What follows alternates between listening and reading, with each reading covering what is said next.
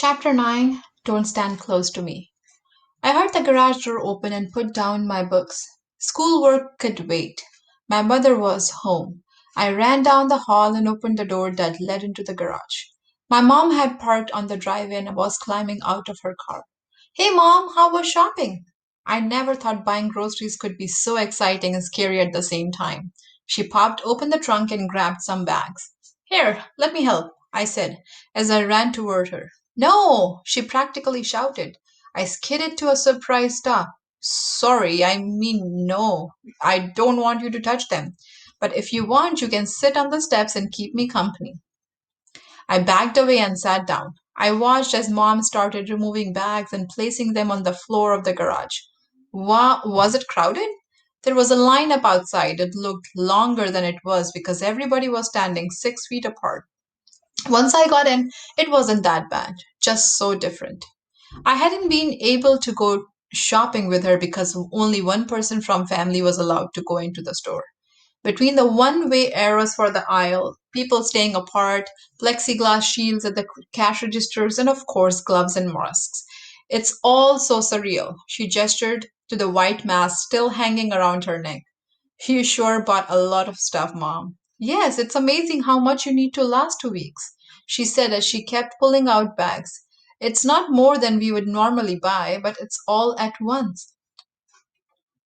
I made sure to get only what we need so there would be plenty left for other people. That says that's how everybody should be doing it. He's right. Is he coming home tonight? I asked. I'm not sure, honey. He never knows how his day is going to go until it's done. Once all the bags were out of the car, my mom started taking items from them and spreading them out on the floor in little groups: meat, milk, fruit, and vegetables, canned cartons and boxes, and frozen items. I've always thought the hardest part of shopping was putting stuff away when you got home. Now it's even harder, she said. She started moving items into a big blue Tupperware container. These were things that didn't need to be refrigerated and could be stored for a few days. That way, any virus on those items would die just by sitting there. Next, she started to bring fruits and vegetables over to the counter by the laundry sink. How was your school today? She asked. Same as always. It's not too bad, but I'm really tired of all this. She ran hot water and put in some soap. As the sink filled up, she continued to bring over more items. I think we're all tired of everything, but it's just the way it is right now. I know, but I miss my friends. I know it's hard, honey. We are missing so much. But what I miss more than anything is your father being here with us. He's working so hard to keep all of us safe.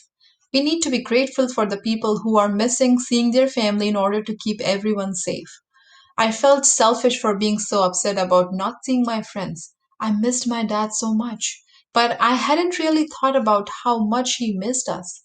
Mom started dipping fruits and vegetables in the sink and scrubbing them with a little brush. She rinsed off each item with fresh water and placed it on the counter until she was finished. Next, she started bringing over milk cartons and containers of yogurts and packaged salads. She wiped them all down with the soapy solution. Do you think everything you are doing is necessary? I asked. It can't hurt, right? She looked at me. Maybe she could see I was feeling anxious because she asked, How are you doing, Quinn? Fine. Really? I let out a big breath. I get nervous sometimes, but who doesn't? I think I'm doing okay. Do you? I think you are doing amazing.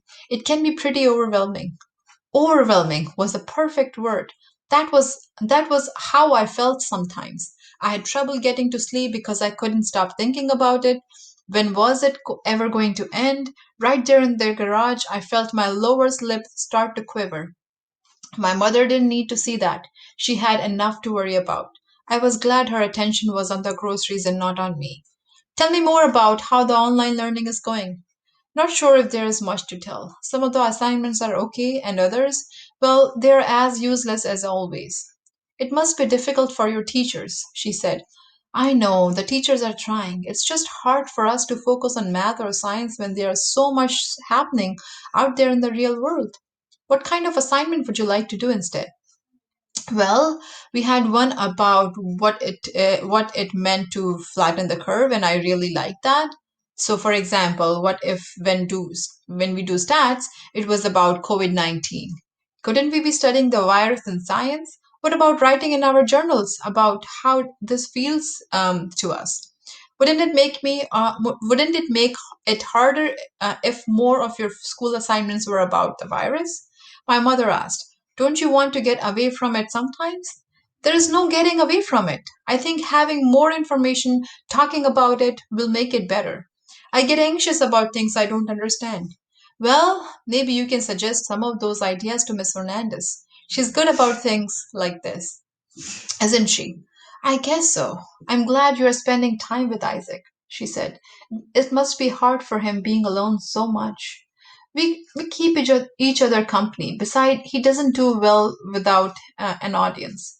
It was nice that he joined us for the lunch the other day. Yeah, I said, getting up. I had had enough of the serious talk. I better get going on my schoolwork. Thanks for offering your help with the groceries, my mom said. Sorry if I barked at you. That's okay, I understand. I'm just trying to keep you safe. But it was nice talking to you. I think you should talk to Miss Fernandez about doing something more real as an assignment. I will think about it. And mom, yes, thanks for everything.